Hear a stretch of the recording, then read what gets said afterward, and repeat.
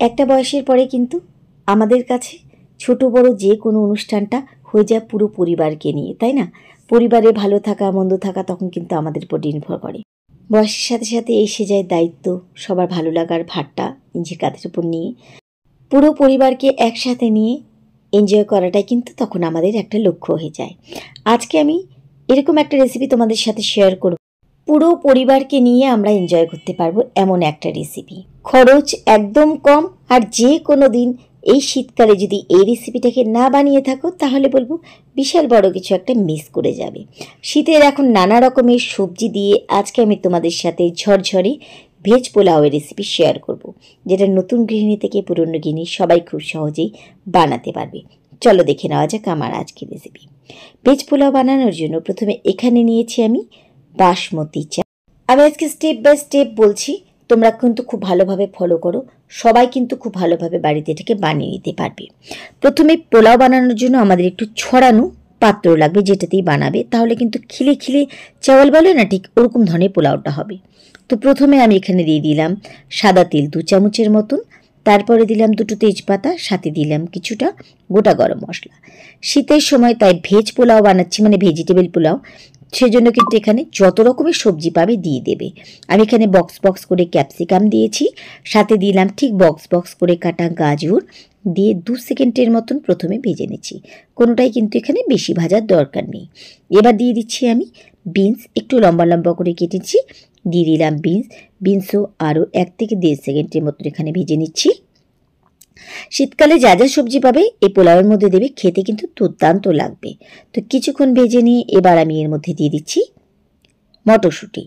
ঘরে থাকা সবজি দিয়ে দুর্দান্ত স্বাদের একটা রেসিপি। তুমি লাঞ্চে, ডিনারে বা বাচ্চাদের টিফিনে দিতে পারো, অফিসে দিতে পারো, খেয়ে কিন্তু যারাই খাবে খুব মজা পাবে। দিয়ে দিচ্ছি সবজির মধ্যে প্রথমে 1 চামচ স্বাদ মতো নুন, নুনের সাথে মিশিয়ে আরও একটুখানি ভেজে নিচ্ছি। কোনো সবজি কিন্তু আমি বারবার বলছি বেশি ভাজার দরকার নেই। নুনের সাথে মিশিয়ে ভেজে নেওয়ার পরে এবার দিয়ে দিচ্ছি এর মধ্যে 1 চামচ ধনে গুঁড়ো, আর খুব সামান্য পরিমাণে দিচ্ছি এখানে লঙ্কার গুঁড়ো, চাইলে দিতে পারো বা বাদ দিয়ে দিতে পারো। দিয়ে দিলাম 1 চামচের মতন গ্রেট করা আদা। যেহেতু আমরা আজকে ভেজিটেবল পোলাও বানাচ্ছি, তাই আদাটা যদি পড়ে এই পোলাওর স্বাদ কিন্তু আরও বাড়িয়ে দেবে। খুব ভালোভাবে সব কিছুকে একসাথে আমি এখানে ভেজে নিয়েছি, আর এর থেকে বেশি কিন্তু আমি ভাজছি না। এবার দিয়ে দিচ্ছি আগে থেকে ভিজিয়ে জল ঝরিয়ে রাখা বাসমতি চাল বা যে কোনো সেন্টেড পোলাওয়ের চাল তুমি নিতে পারো। তোমরা চাইলে গোবিন্দভোগ বা যে কোনো চাল দিয়ে কিন্তু এটা করতে পারো, একটু সেন্ট হলে ভালো হয়। খুব ভালোভাবে এবার ফ্লেম কমিয়ে দিয়ে চালের সাথে সবজিগুলোকে একটুখানি ভেজে নিচ্ছি। পোলাওয়ের সবথেকে বড় হচ্ছে যে কাপে বা যে বাটিতে যেটাতে তুমি চাল নেবে, যতটুকু চাল নেবে ঠিক তার কিন্তু আমাদের ডাবল জল দিতে হবে।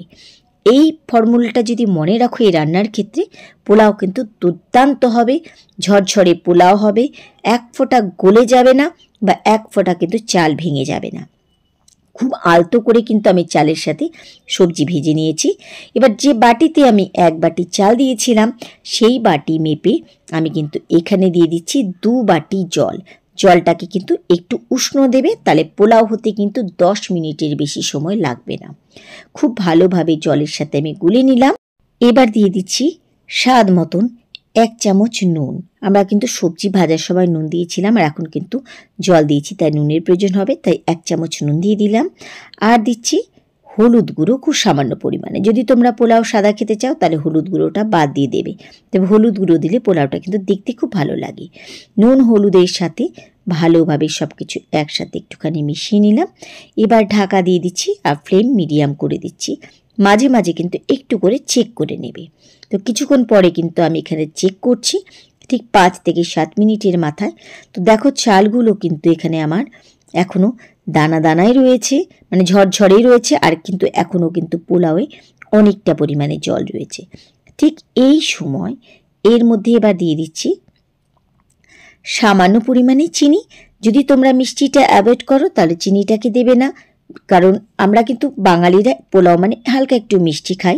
যারা পোলাও কিন্তু ভালো মিষ্টি খায় তারা চিনি পরিমাণটা তোমাদের স্বাদ অনুযায়ী চিনি পরিমাণটা এখানে বেশি দিতে পারো, অসুবিধে কিছু নেই।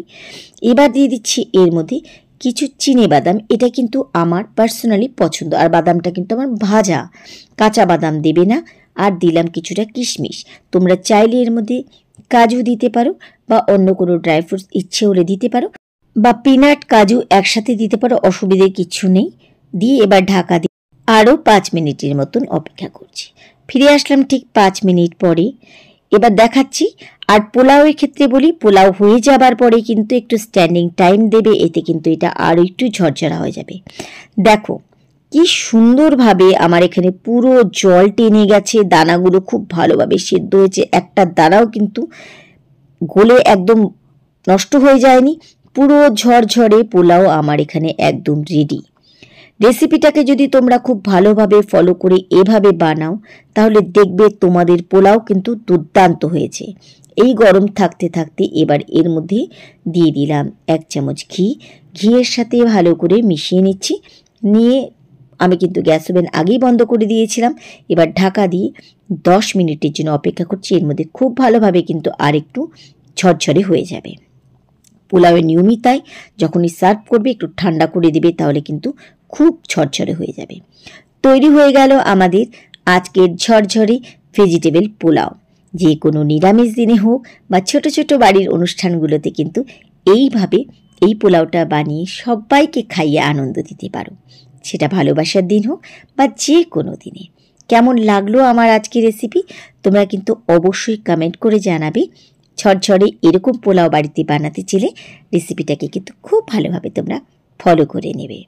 আশা করি আমার আজকের রেসিপি তোমাদের ভালো লেগেছে। আমি কিন্তু আজকে ডিমের কষার সাথে এই পোলাও সার্ভ করছি। আর ডিমের কষাও রেসিপি আমার চ্যানেলে বা পেজে কিন্তু দেওয়া আছে, চাইলে তোমরা ফলো করে নিতে পারো। তাহলে আজকের মতো এটুকুই। সবাইকে ধন্যবাদ জানিয়ে আজকে এখানেই বিদায় নিচ্ছি। ফিরে আসবো আবার অন্য কোনো রেসিপির সাথে অন্য কোনো দিন। সেই পর্যন্ত সবাই খুব ভালো থেকো, সুস্থ থেকো।